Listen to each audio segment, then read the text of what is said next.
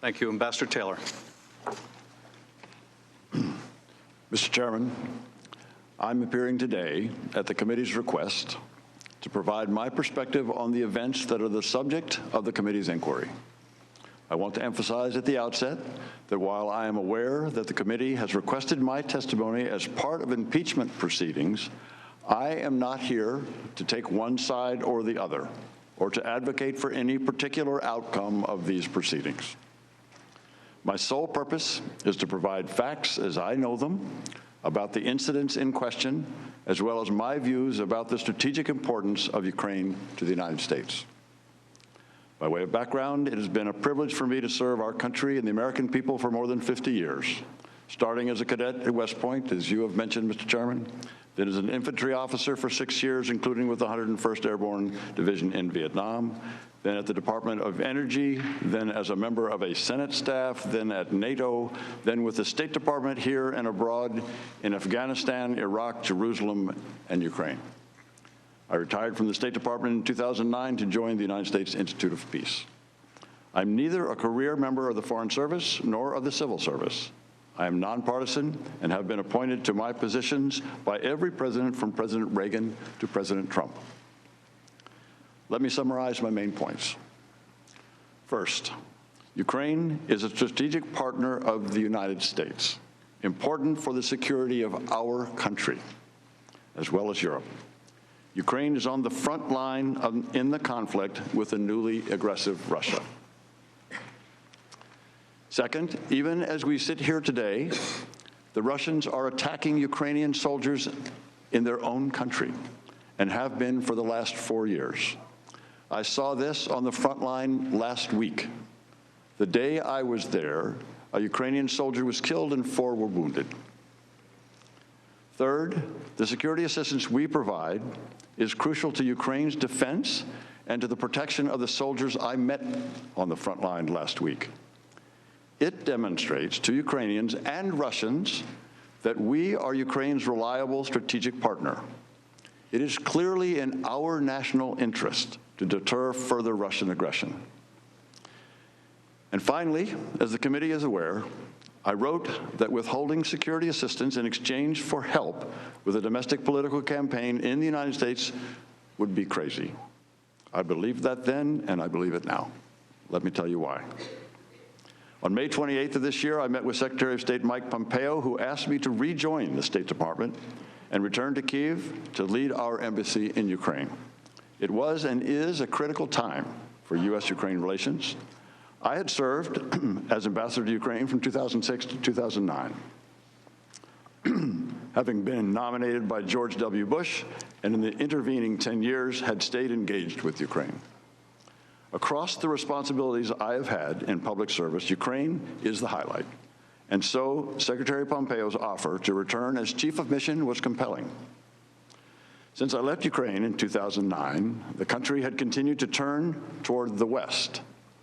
But in 2013, Vladimir Putin was so threatened by the prospect of Ukraine joining the European Union that he tried to bribe the Ukrainian president.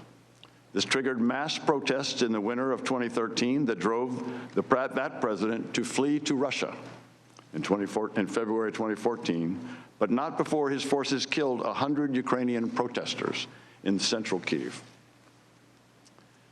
Days later, Mr. Putin invaded Crimea, holding a sham referendum at the point of Russian army rifles. The Russians absurdly claimed that 97% voted to join Russia.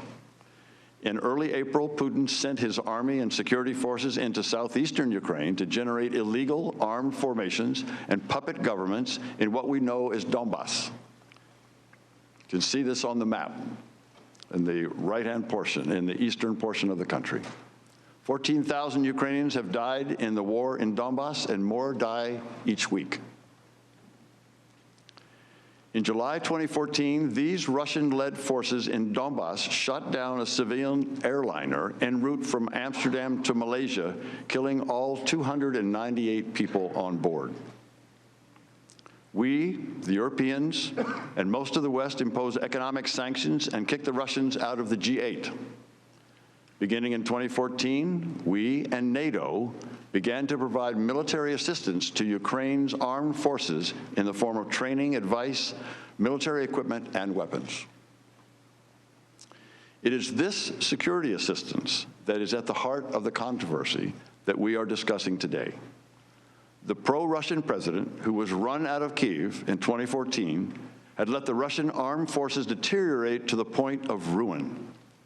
In response to the Russian invasion, the new Ukrainian authorities, with an amazing outpouring of support from regular Ukrainian people, rebuilt the army, nearly from scratch, spending more than 5% of Ukrainian GDP on defense since the war started.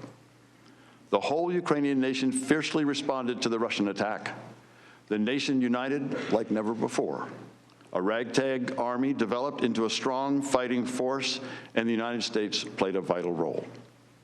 Since 2014, you and Congress have provided over $1.6 billion in military assistance to Ukraine. The security assistance provides small unit training at an army base near Lviv in the western of the country. It provides ambulances, night vision devices, communications equipment, counter-battery radar, Navy ships, and finally, weapons. This security assistance demonstrates our commitment to resist aggression and defend freedom.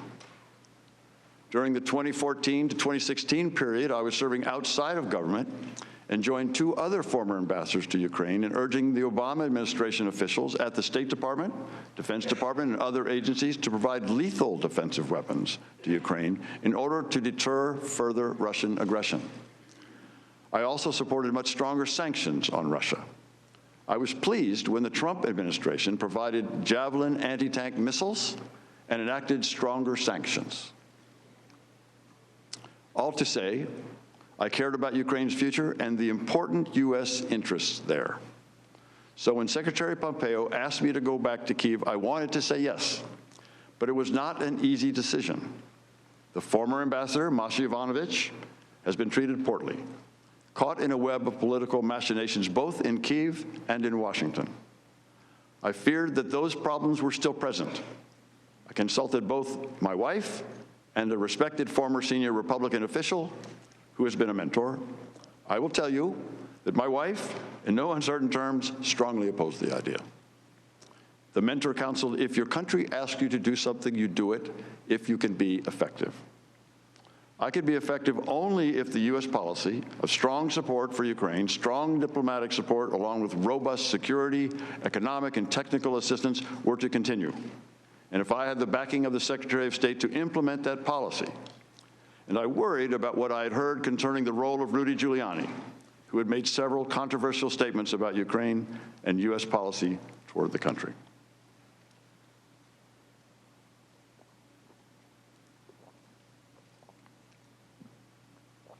So during my meeting with Secretary Pompeo on May 28th, I made clear to him and the others present that if U.S. policy toward Ukraine changed, he would not want me posted there, and I could not stay. He assured me that the policy of strong support for Ukraine would continue and that he would support me in defending that policy. With that understanding, I agreed to go back to Kyiv. Because I was appointed by the Secretary but not reconfirmed by the Senate, my official position was chargé d'affaires ad interim. In effect, I was the acting ambassador to Ukraine. I returned to Kyiv on June 17th, carrying the original copy of a letter President Trump signed the day after I met with the Secretary. In that letter, President Trump congratulated President Zelensky on his election victory and invited him to a meeting in the Oval Office. But once I arrived in Kyiv, I discovered a weird combination of encouraging, confusing, and ultimately alarming circumstances. First, the encouraging. President Zelensky was reforming Ukraine in a hurry. He appointed reformist ministers and supported long-stalled anti-corruption legislation. He took quick executive action, including opening Ukraine's high anti-corruption court. With a new parliamentary majority stemming from snap elections, President Zelensky changed the Ukrainian constitution to remove absolute immunity from Rada deputies, the source of raw corruption for 2 decades. The excitement in Kyiv was palpable. This time could be different, a new Ukraine finally breaking from its corrupt post-Soviet past. And yet, I found a confusing and unusual arrangement for making U.S. policy toward Ukraine. There appeared to be two channels of U.S. policymaking and implementation, one regular and one highly irregular. As the acting ambassador, I had authority over the regular, formal diplomatic processes, including the bulk of the U.S. effort to support Ukraine against Russian invasion and to help it defeat corruption. My colleague, Deputy Assistant Secretary of State George Kent, and our colleagues at the National Security Council were my main points of contact in Washington in this regular channel. This channel is formally responsible for formulating and overseeing the implementation of U.S. foreign policy with respect to Ukraine, a policy that has consistently enjoyed strong bipartisan support, both in Congress and in all administrations since Ukraine's independence from Russia in 1991. At the same time, however, I encountered an irregular, informal channel of U.S. policymaking with respect to Ukraine, unaccountable to Congress, a channel that included then Special Envoy Kurt Volker, U.S. Ambassador to the European Union Gordon Sondland, Secretary of Energy Rick Perry, White House Chief of Staff Mick Mulvaney, and, as I subsequently learned, Mr. Giuliani. I was clearly in the regular channel, but I was also in the irregular one to the extent that Ambassadors Volker and Sondland, including me in certain conversations. Although this irregular channel was well connected in Washington, it operated mostly outside of official State Department channels. The irregular channel began when Ambassador Volker, Ambassador Sondland, Secretary Perry, and Senator Ron Johnson briefed President Trump on May 23rd upon their return from President Zelensky's inauguration. The delegation was as enthusiastic as I would soon become about the new Ukrainian president and urged President Trump to meet with him early on to cement the U.S.-Ukraine relationship. But from what I understood from the participants, President Trump did not share their enthusiasm for a meeting with President Zelensky. When I arrived in Kyiv, the actions of both the regular and the irregular channels of foreign policy appeared to serve the same goal, a strong U.S.-Ukraine partnership. But it became clear to me by August that the channels had diverged in their objectives. As this occurred, I became increasingly concerned. In late June, both channels were trying to facilitate a visit by President Zelensky to the White House for a meeting with President Trump, which President Trump had promised in his congratulatory letter of May 29th. The Ukrainians were clearly eager for the meeting to happen. But during my subsequent communications with Ambassadors Volker and Sondland, they relayed to me that the President wanted to hear from Zelensky before scheduling the meeting in the Oval Office. It was not clear to me what this meant. On June 27th, Ambassador Sondland told me during a phone conversation that President Zelensky needed to make clear to President Trump that he, President Zelensky, was not standing in the way of investigations. I sensed something odd when Ambassador Sondland told me on June 28th that he did not wish to include most of the regular interagency participants in a call planned with President Zelensky later that day. Ambassador Sondland, Ambassador Volker, Secretary Perry, and I were on this call, dialing in from different locations. However, Ambassador Sondland said he wanted to make sure no one was transcribing or monitoring as they added President Zelensky to the call. Also, before President Zelensky joined the call, Ambassador Volker separately told the U.S. participants that he, Ambassador Volker, planned to be explicit with President Zelensky in a one-on-one meeting in Toronto on July 2nd. In that meeting, Ambassador Volker planned to make clear what President Zelensky should do to get the White House meeting. I did not understand what this meant, but Ambassador Volker said he would relay that President Trump wanted to see rule of law, transparency, but also specifically cooperation on investigations to get to the bottom of things. Once President Zelensky joined the call, the conversation was focused on energy policy and the war in Donbass. President Zelensky also said he looked forward to the White House visit President Trump had offered in his May 29th letter.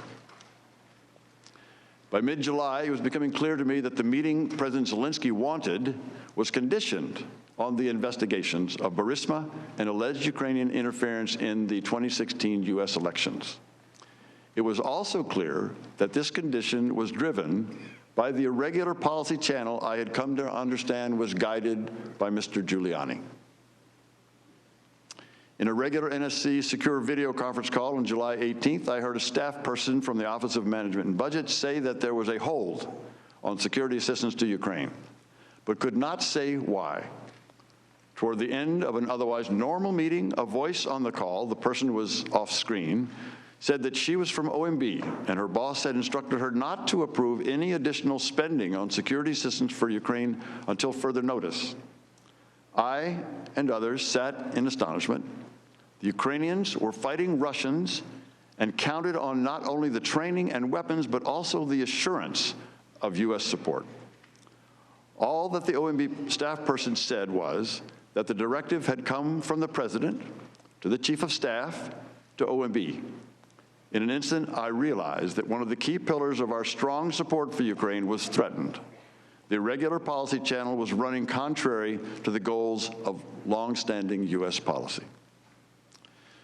There followed a series of NSC-led interagency meetings, starting at the staff level and quickly reaching the level of cabinet secretaries.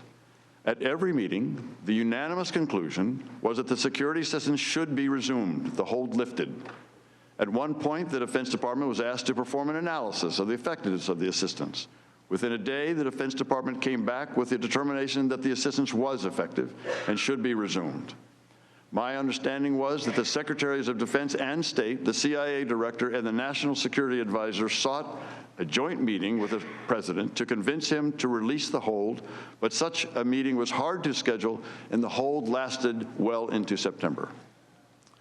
On July 9th, in a phone call with then Senior Director for European and Russian Affairs Fiona Hill and Director of European Affairs Lieutenant Colonel Alex Vindman at the NSC, they tried to assure me that they were not aware of any official change in U.S. policy towards Ukraine, OMB's announcement notwithstanding. They did confirm that the hold on security assistance for Ukraine came from Chief of Staff Mick Mulvaney, who maintained a skeptical view of Ukraine.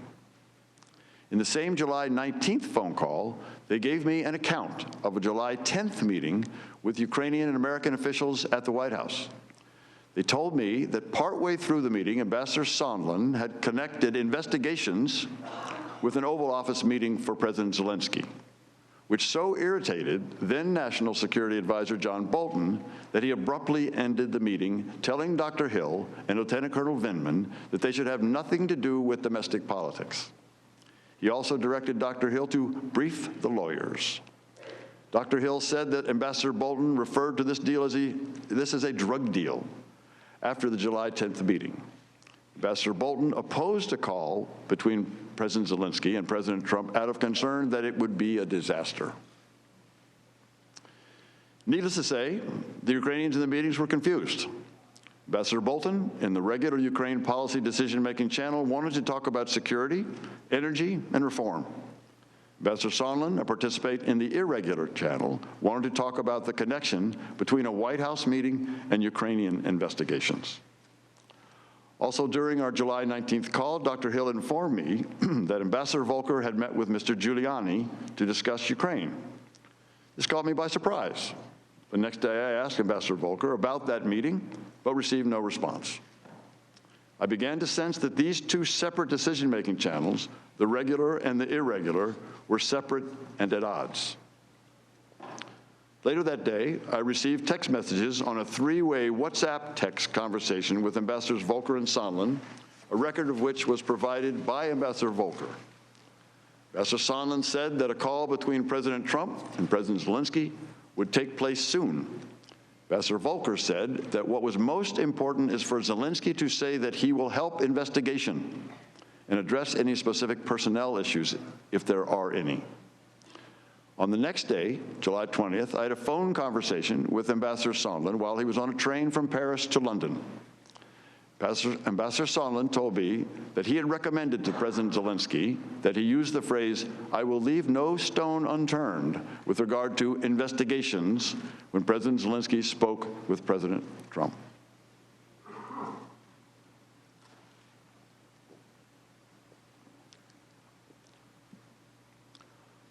Also, on July 20th, I had a phone conversation with Alexander Daniluk, President Zelensky's national security advisor, who emphasized that President Zelensky did not want to be used as an instrument in a U.S. re-election campaign. The next day, I texted both Ambassadors Volker and Sondland about President Zelensky's concern. On July 25th, President Trump and President Zelensky had the long-awaited phone conversation. Even though I was acting ambassador and was scheduled to meet with President Zelensky along with Ambassador Volker the following day, I received no readout of the call from the White House. The Ukrainian government issued a short, cryptic summary. During a previously planned July 26 meeting, President Zelensky told Ambassador Volker and me that he was happy with the call, but did not elaborate. President Zelensky then asked about the face-to-face meeting in the Oval Office as promised in the May 29th letter from President Trump. We could give him no firm answer. After our meeting with President Zelensky, Ambassador Volker and I traveled to the front line in northern Donbass to receive a briefing from the commander of forces on the line of contact. Arriving for the briefing in the military headquarters, the commander thanked us for the security assistance. But I was aware that this assistance was on hold, which made me uncomfortable. Ambassador Volker and I could see the armed and hostile Russian-led forces on the other side of the damaged bridge across the line of contact. Russian-led forces continue to kill Ukrainians in the war, 1 or 2 a week. More Ukrainians would undoubtedly die without the U.S. assistance. Although I spent the morning of July 26 with President Zelensky and other Ukrainian officials, the first summary of the July 25th Trump-Zelensky call that I heard from anybody inside the U.S. government was during a phone call I had with Tim Morrison, Dr. Hill's recent replacement at the NSC, on July 28th. Mr. Morrison told me that the call could have been better, and that President Trump had suggested that President Zelensky or his staff meet with Mr. Giuliani and Attorney General William Barr. I did not see any official readout of the call until it was publicly released on September 25th.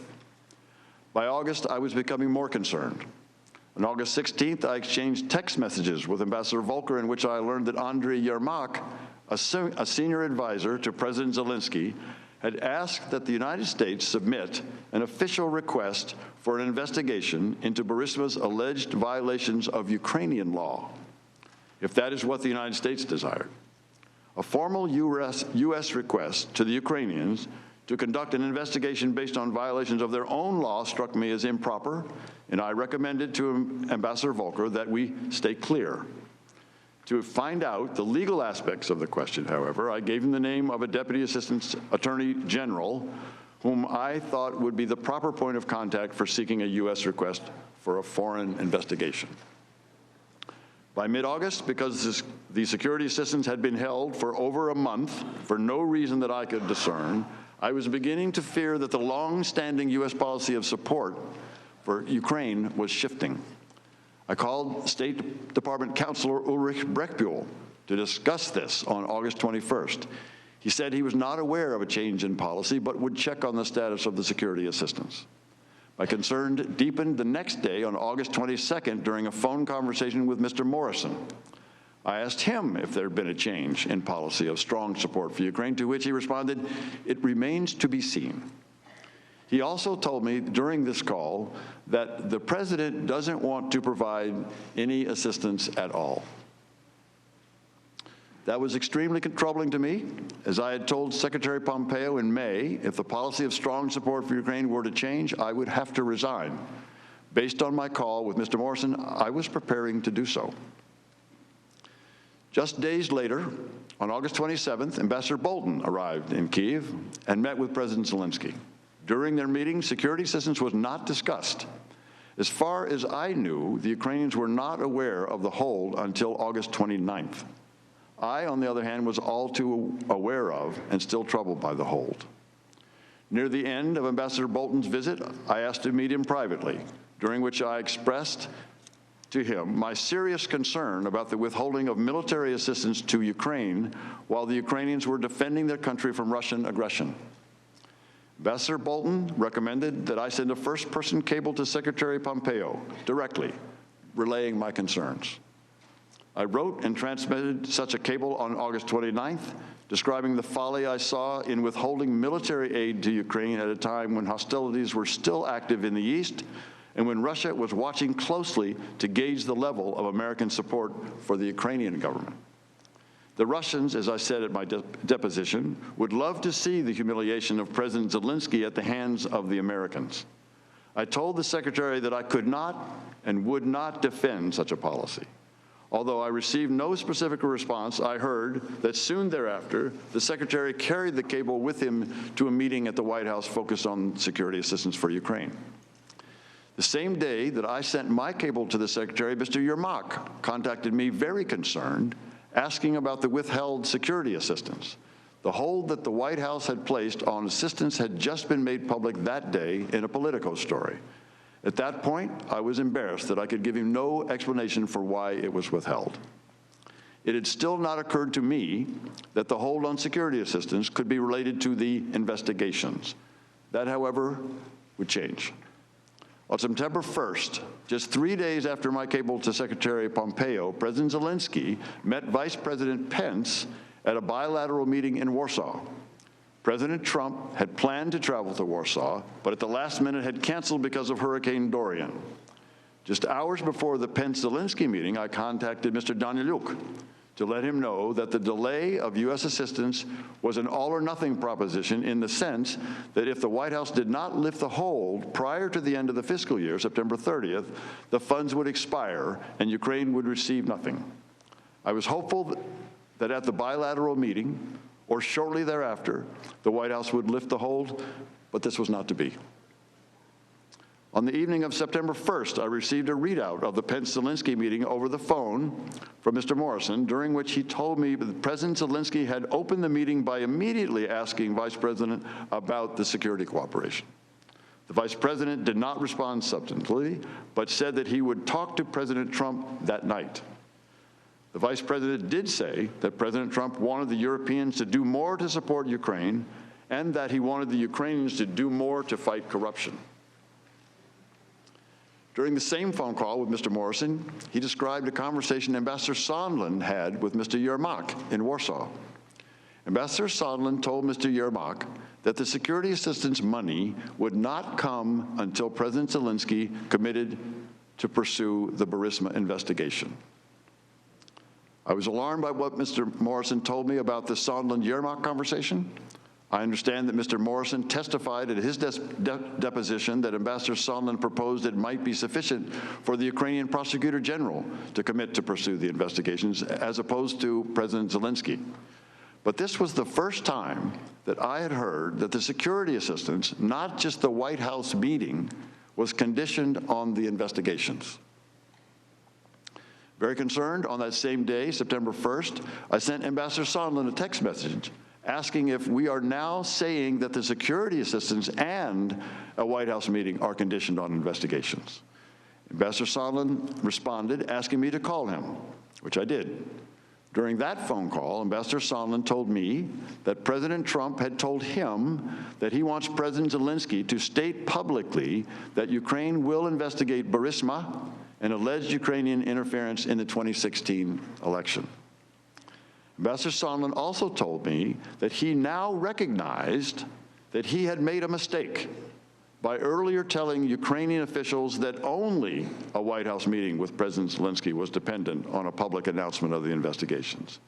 In fact, Ambassador Sondland said, everything was dependent on such an announcement, including security assistance. He said that President Trump wanted President Zelensky in a public box by making a public statement about ordering such investigations.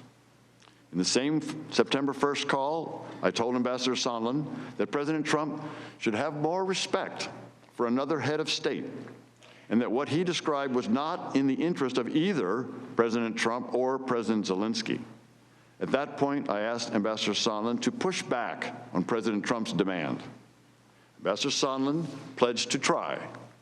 I suggested the possibility that Ukrainian Prosecutor General, rather than President Zelensky, would make a statement about the investigations, potentially in coordination with Attorney General Barr's probe into the investigation of interference in the 2016 elections. The next day, September 2nd, Mr. Morrison called to inform me that Mr. Daniluk had asked him to come to his hotel in Warsaw. Mr. Daniluk expressed President Zelensky's concern about the possible loss of U.S. support for Ukraine. In particular, Mr. Morrison relayed to me that the inability of any U.S. officials to respond to the Ukrainians' explicit questions about security assistance was troubling them. I was experiencing the same tension in my dealings with the Ukrainians, including a meeting I had had with the defense minister that day.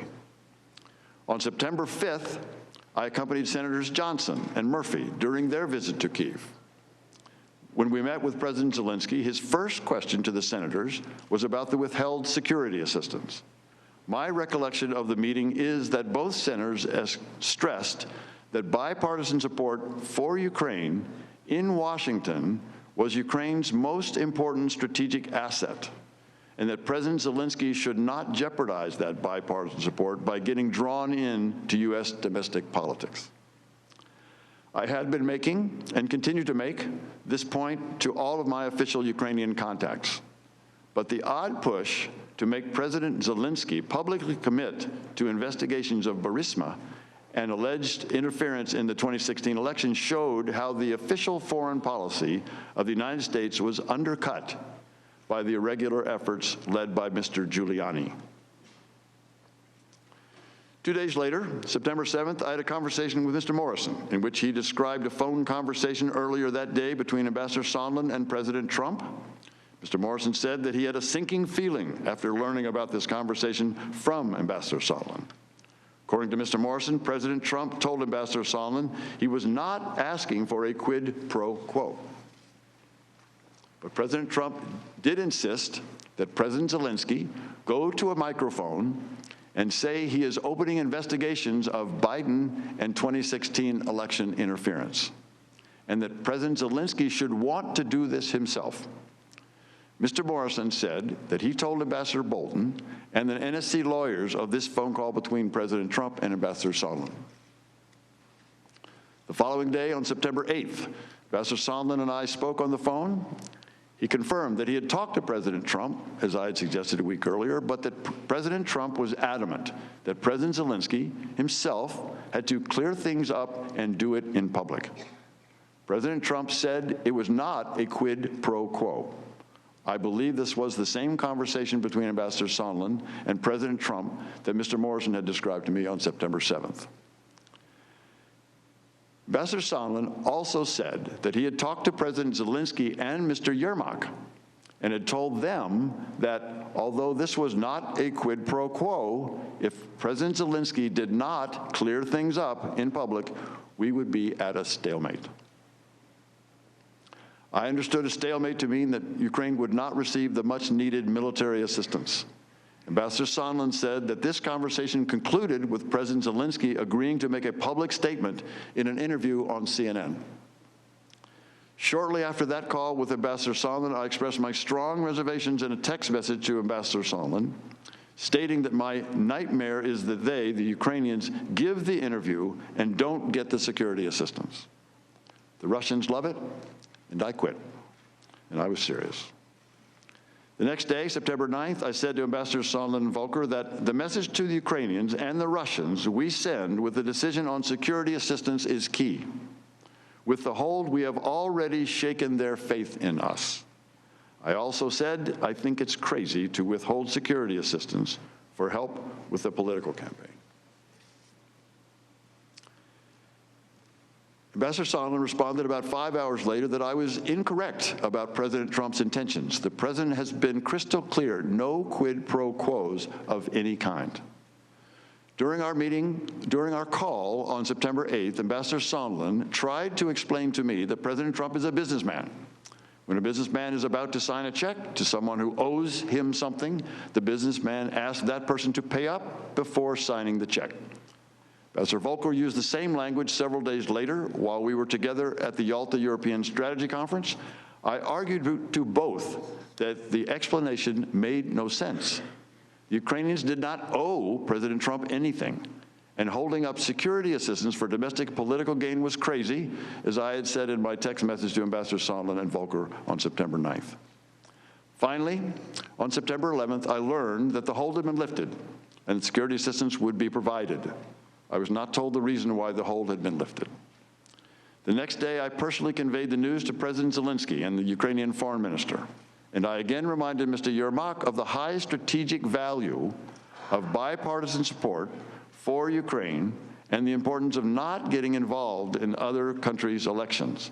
My fear at the time was that since Ambassador Sondland had told me President Zelensky had already agreed to do a CNN interview, President Zelensky would make a statement regarding investigations that would have played into domestic U.S. politics.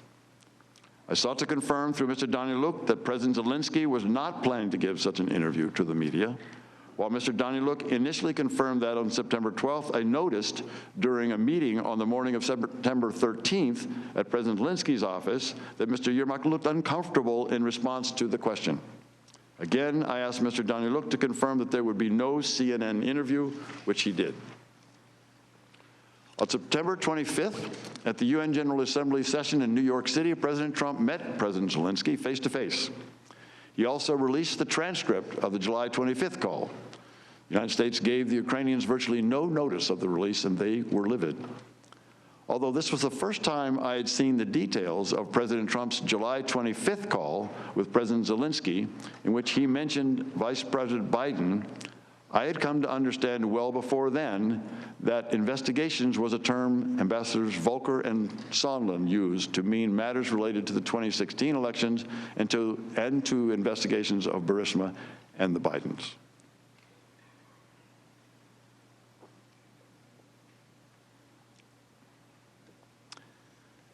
Last Friday, a member of my staff told me of events that occurred on July 26th. While Ambassador Volker and I visited the front, this member of my staff accompanied Ambassador Sondland. Ambassador Sondland met with Mr. Yermak. Following that meeting, in the presence of my staff at a restaurant, Ambassador Sondland called President Trump and told him of his meetings in Kyiv. The member of my staff could hear President Trump on the phone asking Ambassador Sondland about the investigations. Ambassador Sondland told President Trump the Ukrainians were ready to move forward. Following the call with President Trump, the member of my staff asked Ambassador Sondland what President Trump thought about Ukraine. Ambassador Sondland responded that President Trump cares more about the investigations of Biden, which Giuliani was pressing for. At the time I gave my deposition on October 22nd, I was not aware of this information. I'm including it here for completeness. As the committee knows, I reported this information through counsel to the State Department's legal advisor, as well as to counsel for both the majority and the minority of this committee. It is my understanding that the committee is following up on this matter. Mr. Chairman, I recognize that this is rather a lengthy recitation of the events of the past few months, told from my vantage point in Kyiv. But I also recognize the importance of the matters your committee is investigating. And I hope that this chronology will provide some framework for your questions. As I mentioned in my October 22nd deposition, the information and quotes in my testimony are based on my best recollection as well as a review of my personal notes. Let me return to the points I made at the outset. Ukraine is important to the security of the United States.